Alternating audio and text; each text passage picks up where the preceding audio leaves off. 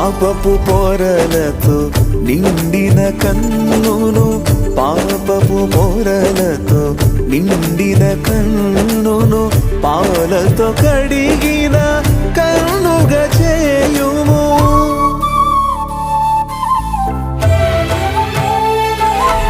పాపపు పొరలతో నిండిన కన్నును పాలతో కడిగిన కన్నుగా చేయుము.